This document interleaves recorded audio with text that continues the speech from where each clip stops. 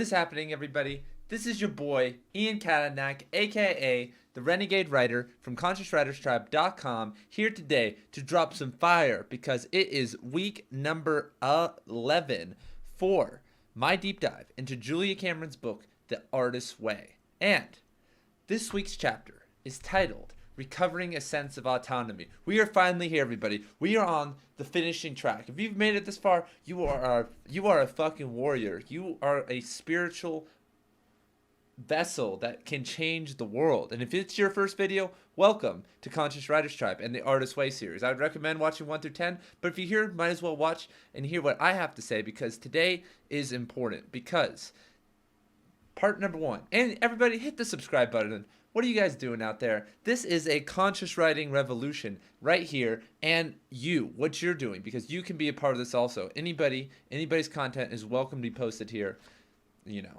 and anywhere else they want. So, step number 1, subchapter number 1 in the text today is acceptance. And acceptance is one of the key factors to success. I was reading a article the other day, and it was saying that one of the key factors that almost all successful musicians had and writers, and they did the study in the 90s, was that they asked their parents and asked them, for those who were alive, what the one thing that all artists and all successful, creative type people had when they did this analysis of the 90s was that every single one of these people had formed the identity of what they wanted to be in their teens. Kurt Cobain, for instance, said, I am a musician when he was 13. He says, I am nothing else. I am a musician. Certain writers said the same exact thing. David Foster Wallace said, I am a writer. That was in his identity. That was in his bones from a young age. And a lot of these people had this going on for them. And you might be saying, well, I didn't have that. When I was 16, I wanted to be a firefighter. Or I wanted to do this. But that's okay, because they did that at, let's say, Kurt Cobain did it at 13, and by the time he was probably 25, he was already a superstar, right? Kurt Cobain had done that. So the point I'm trying to make here is that after 10 or 20 years of identifying yourself under a label and not being scared to say it, because the reason people don't do that, people say, well, I'm an aspiring writer, or I'm trying to do this. No, I am a fucking writer. I'm a pro writer. I might not be making any money or that much money from this, but I am a pro writer. I can do this. I dedicate my life to this. I dedicate my life to art. Once we get on that level, we can do whatever our minds can give us. And why not step into that role? That is a key factor for success, everybody, is understanding that the label we put on ourselves, the labels are somewhat important, and they're not at the same time. And that's actually an exercise I like to do, is every once in a while is write all the labels down that have been given to me by anybody. Like writer, poet, artsy, hippie, stoner. There's been a million. And I then choose which ones I want to carry with me in my own consciousness. Because things like stoner and hippie, to an outside normal person, that's who I am. But to me, I don't really feel like that. It's not like I'm getting baked on weed every day. And even if I was, that still doesn't make me a stoner or a hippie.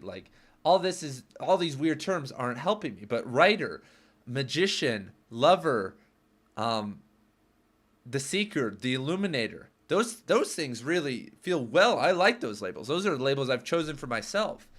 And they're actually up on my wall right here, the 5 labels I give to myself. And those I feel like are 5 distinct parts of my personality that I would like to show instead of, showing.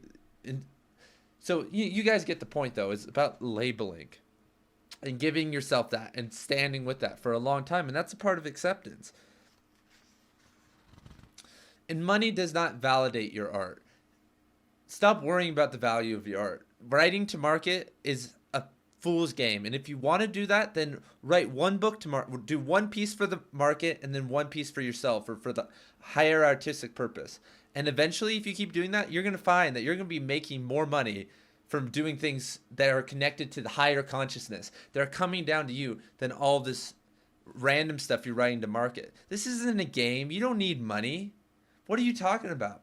This is not a game. This is art. This is changing the ability to change millions of lives at once without hierarchical structures. If you can create something so great that it could change the world tomorrow, It's been done before, and it's going to be done again. And it's up to you to do that, because if you don't do that, then you could have been the one. You don't know if you're the one until you try and give everything. And if you're not the one, you're laying the groundwork for the person who is. And you're just as important. It's all integral. The only people who aren't important are the NPCs, the non-player characters who are out there not releasing one creative work in their whole life, just living and being good people. If you don't not trying to do something that is scalable and can help millions of people, then have you not felt in your heart have you not seen millions of people die in wars? Have you not heard of the homelessness population problem in India and China and South America and even in the United States? Have you not seen, when I go to Los Angeles, there's thousands of people, 66,000 people in just the city of Los Angeles that are homeless. And we need to remember that self-respect comes from doing the work. Self-esteem also comes from having a clean lifestyle, a clean living space, but it also comes from doing the work. And doing the work starts with sometimes being organized if you're having trouble. Releasing one awesome creative work will separate you from 99% of people. I would say if I talk to 100 random people, 99% plus have never released one creative work out to the world. They've just been a cog of capitalism. They could have been replaced by anybody. Anybody could have done that job. But you have the ability to separate yourself. Your creative gifts are from God, as we've seen and talked about many different times. That is the main point of this course, is that there is a cycle. God, higher purpose, your highest self, energy, whatever we want to call it. Not the he God. We're not talking about a he God here. On Conscious Writers Tribe, it has the ability to change your life. And I encourage you so much to feel that cycle, to feel actually that hierarchy, to feel that chain of energy, and understand it's not an authoritative hierarchy. It doesn't matter where you're at on the chain. And I would like to just talk about and spend a while talking about Julia Cameron's talking about the Zen of sports and the movement of the body. And if you guys want to check out yogaforauthors.com, by the time you hear this, that will most likely be up. That's launching. The paid membership personal training program is launching on March 26th of 2021. And then the website's probably going to be up in mid-February of 2021. But even if you don't decide to do that, you need to move your body. You need to figure out a certain style of stretching and strength work that can do that. Playing sports and stuff is cool, and taking walks are awesome. That first step, I would say, for everybody out there is to start taking walks outdoors. Anytime it's sunny, anytime it's nice, even if it's not nice, you should be taking a walk at least once a day. You always hear the 10,000 steps thing. Just make sure to be taking walks every single day.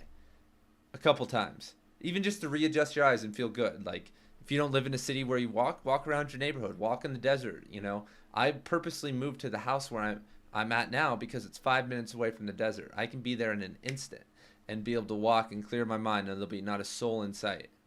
So I think that's prioritize that. Prioritize a good place to walk, even, by when you're choosing where you want to live. Work that into your day. Listen to podcasts, listen to inspirational music, listen to binaural beats. That's one of my favorite ways to readjust. I'll take a 15-minute, 20-minute walk around my neighborhood and listen to some music with binaural beats for focus, and then I come back and I'm ready to go. I've already kind of moved into that zone, and the whole time I'm kind of thinking about like what I'm going to do. And we've talked about the Jungian archetypal perspective. We've talked about the Rankian perspective, but there's also the Reikian perspective. And Wilhelm Reich is a controversial figure because he thought that a lot of it has to do with, he extended Freud's theory of libido and said that a lot of it has to do with body trauma. And not just, it gets crazy because not just trauma in our bodies from this life, but our trauma, epigenetic trauma from past lives, our ancestral line. And there's been cataclysmic events that have happened in our past that have affected our bodies, that have shaken our souls, and we haven't really escaped from that, is what he would say. And he thought it was all fueled by orgone energy and releasing the sexual energy. And it's actually true, because now most of us creatives, we've had sex on weed and have had beautiful sex. But back then, these people were so repressed that they didn't know how to explore. They didn't know about, oral sex and foreplay and all that stuff, and they didn't know how to connect as well. So these people were having like in masturbation, they were, these people who were just so repressed orgasmically that they couldn't release, and he was showing them how to do that by releasing their body. And we now Reich influenced the Rolfing movement, which is like very deep and insane massaging, and it also connects to yoga. The yoga tradition's been doing this forever. Like with the Jung's archetype, that got solved with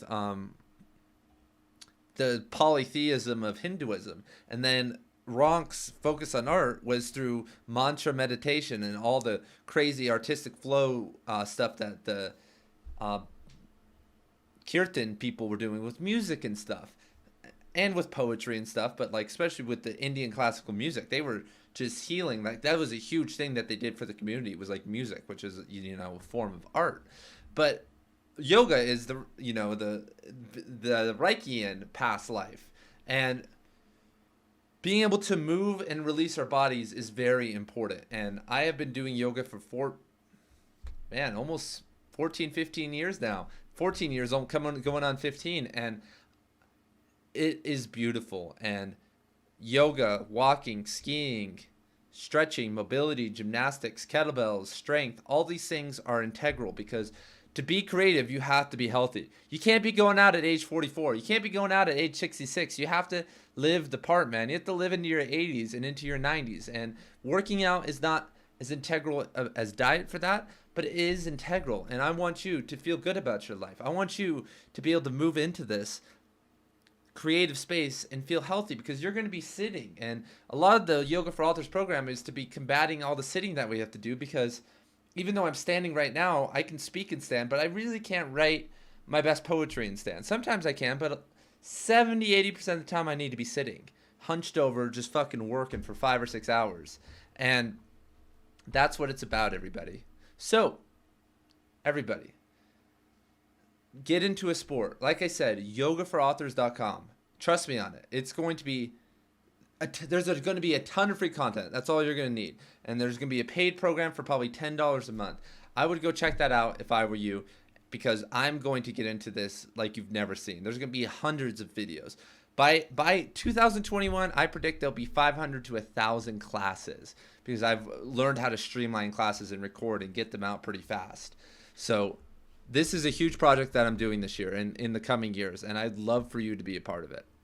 So the last thing that Julie Cameron talks about is the artist altar, and I've actually moved into this new room for my office, and I'm going to build one. She says it's about images, it's about patterns, and priming our brain. We talked about this in a previous week, but if we look right here, you see flow, momentum, completion, and care. That's just outside of my periphery while I'm working and I'm writing over at my desk to prime me. And then over in that corner, I'm eventually going to build in a couple days an artist altar. And that's going to be something that reminds me of my creativity. And there's going to be a lot of images. There's going to be some crystals. There's going to be some other stuff. And that's what you need, because you need as many reminders as you can to get you back on the path. Imagine being a horse. When you ride horses, like out in the desert or something, sometimes the horse goes off the path, but it doesn't matter if they go off a little bit. When they go too off the path, though, then things get weird. But because when they go off the path a little bit, like if you're riding a horse, sometimes they just go off the trail, and like a beginner will be like, what the fuck is going on? Why are they going off the trail? But sometimes they need to go off the trail for some weird reason, and then they always come back. Like 9 out of 10 times, if not more, they just come right back to the trail. They just had to go do something. Like something happened. And so you don't need to just, sometimes it's just a gentle reminder to the horse too, like just go back to the trail, like just go on back. Like that's what it usually is. Like they're going, and I just kind of get, like, you give them a touch and then they return to the trail. It's like all very silent. It's all very, very just kind of nuanced, and that's what these things can build up to be. There's been 12 weeks of this. You have lists now. You have so much now. You've made contracts and agreements and have, 12 times, let's see, 12 times 7 is 84, and 84 times 3, you've already written 252 pages of journal. You've already journaled 252 pages.